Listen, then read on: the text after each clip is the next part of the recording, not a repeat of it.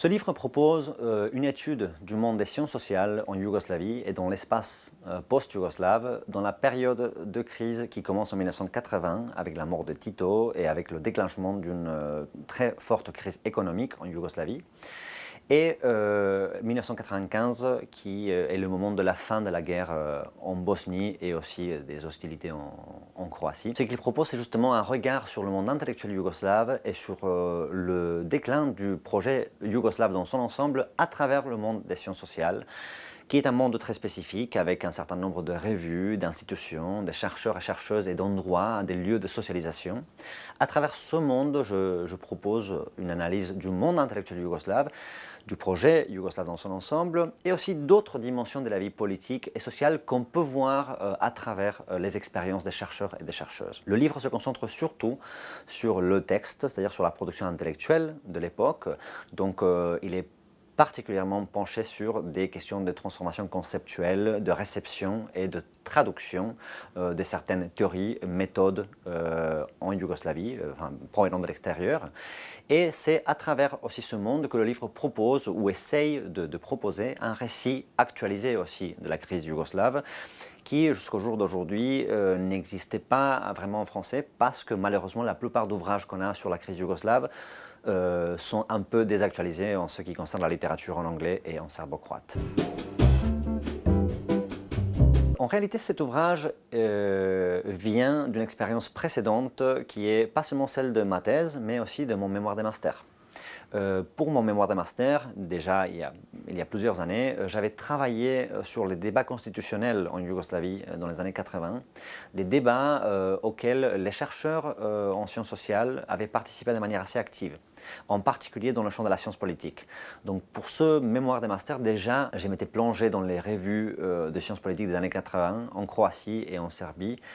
Et j'avais commencé à analyser des débats dans ce champ et le rôle des chercheurs en sciences sociales dans le débat public en Yougoslavie socialiste. C'est à travers ça que j'ai découvert le monde des sciences sociales. Pour ma thèse de doctorat, finalement, ce que j'ai essayé de faire, c'était de prolonger ce travail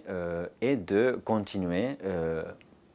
au-delà de 1985, qui était la frontière de mon mémoire de master, et d'aller jusqu'en 1995, c'est-à-dire même après la dissolution yougoslave, en ajoutant aussi d'autres disciplines, telles l'anthropologie, la sociologie,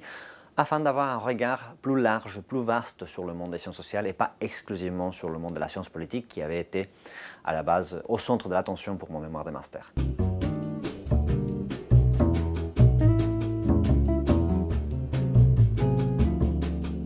Je pense que la principale contribution de ce livre, c'est qu'il propose justement un regard transversal sur le monde des sciences sociales. Au lieu de se concentrer sur une figure, sur un ouvrage, sur un ensemble d'ouvrages ou sur une discipline, le livre propose, en puisant justement dans la tradition de l'école d'histoire intellectuelle de l'école de Cambridge et aussi dans l'expérience d'histoire conceptuelle allemande, il propose un regard plus large et il se propose de reconstituer, d'identifier, de montrer et d'analyser certains débats, certaines discussions qui étaient en fait transversales au monde des sciences sociales et au monde intellectuel yougoslave. Et ce faisant, il propose justement d'analyser des styles de pensée déterminés et dominants à l'époque,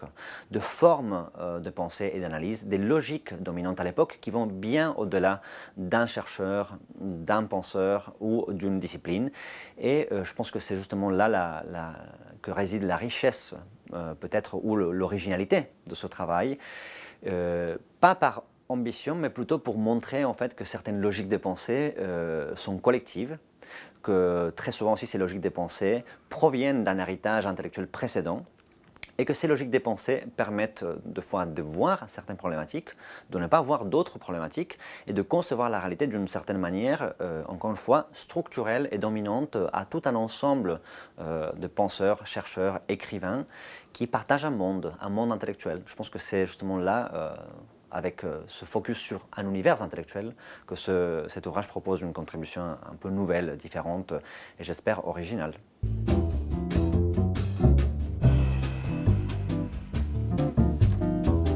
Ce livre justement propose une chronologie différente de celle qu'on retrouve souvent dans les ouvrages sur la dissolution yougoslave. Ce livre commence en 1980 avec la mort de Tito, avec le déclenchement d'un ensemble de débats autour de la nature de l'État yougoslave et de l'avenir de l'État yougoslave.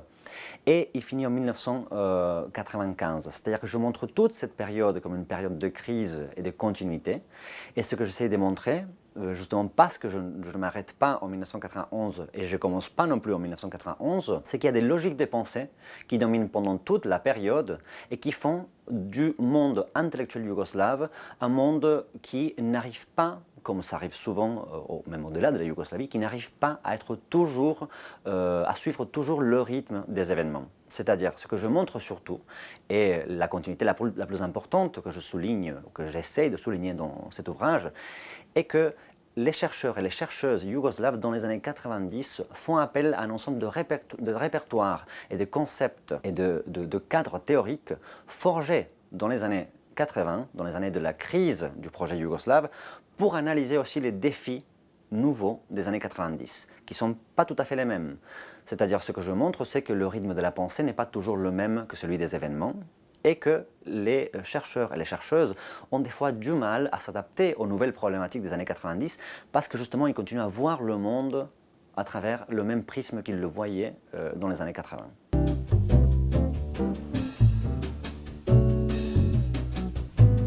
Je pense qu'une chose importante à souligner, c'est que jusque-là, il y avait très peu de travaux systématiques, méthodiques sur le monde des sciences sociales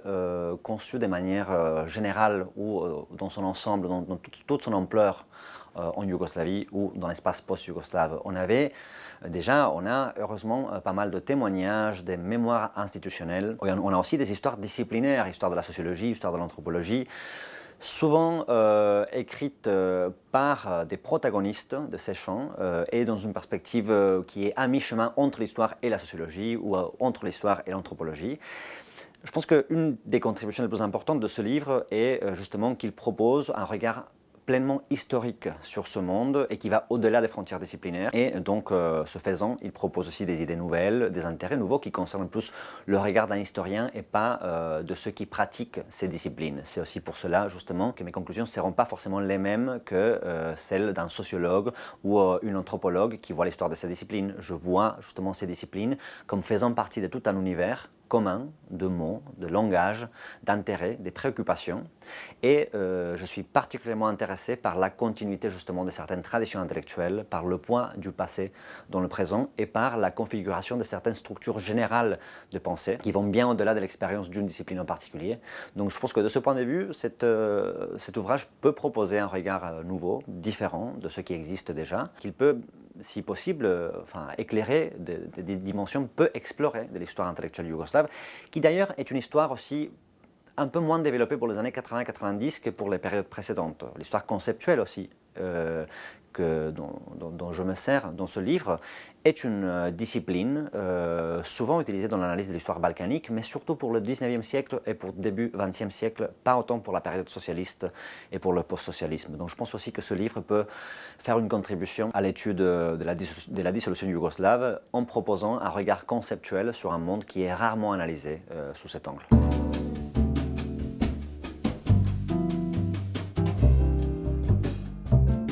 La question de l'autonomie est assez difficile à définir et souvent c'est aussi un concept un peu trompeur, mais une des choses qu'on peut dire, c'est que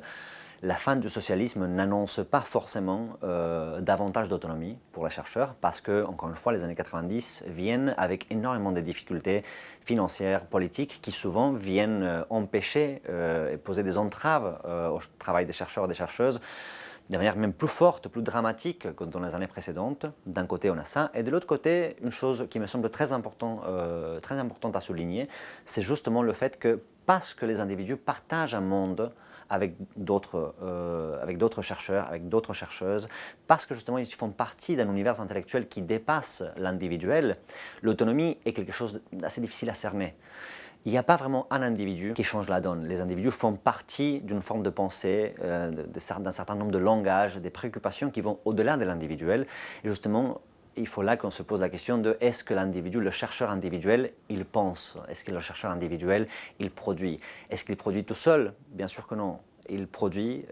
dans un groupe, il produit dans une institution, il produit dans une société. Et ce que j'essaie de montrer, c'est justement que la production des chercheurs en sciences sociales fait partie d'un ensemble bien plus large et que c'est en regardant cet ensemble qu'on peut arriver à cerner et à identifier les caractéristiques et la nature de ces formes de pensée.